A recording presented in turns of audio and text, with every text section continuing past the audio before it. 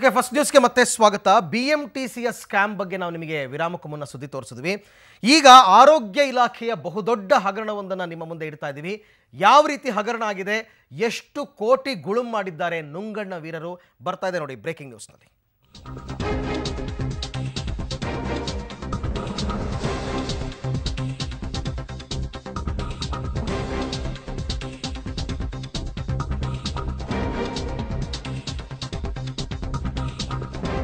ಸಾರಿಗೆ ಇಲಾಖೆ ಆಯಿತು, ಇವಾಗ ಆರೋಗ್ಯ ಇಲಾಖೆಯ ದೊಡ್ಡ ಹಗರಣ ಇದು. ಆರೋಗ್ಯ ಸಚಿವರಂತೂ ನೋಡಲೇಬೇಕಾದ ಸ್ಟೋರಿ. ಪ್ರಾಥಮಿಕ ಆರೋಗ್ಯ ಕೇಂದ್ರದ ಸ್ಥಾಪನೆಯಲ್ಲಿ ನಡೆದಿದೆ ದೊಡ್ಡ ಗೋಲ್ಮಾಲ್.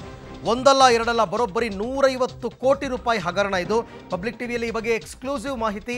150 ಕೋಟಿ ಹಗರಣ ನಡೆದಿದ್ದಾದರೂ ಹೇಗೆ, ಯಾರು ಹಗರಣವನ್ನು ಮಾಡಿದ್ದು, ಯಾರ ಜೇಬ್ ಸೇರಿದೆ ಈ 150 ಕೋಟಿ, ಇದೆಲ್ಲದರ ಬಗ್ಗೆ ಒಂದು ಡೀಟೇಲ್ ರಿಪೋರ್ಟ್ ಬರ್ತಾ ಇದೆ ನೋಡಿ.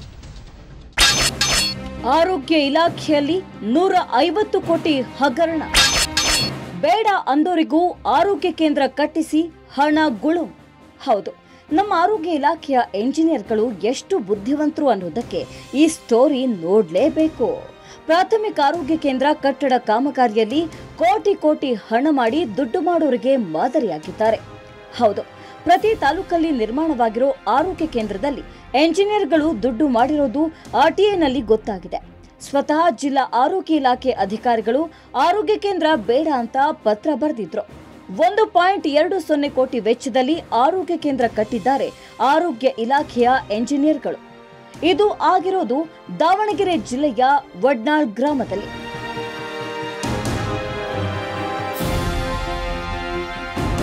ಇದು ಕೇವಲ ದಾವಣಗೆರೆಯ ಕಥೆ ಮಾತ್ರವಲ್ಲ.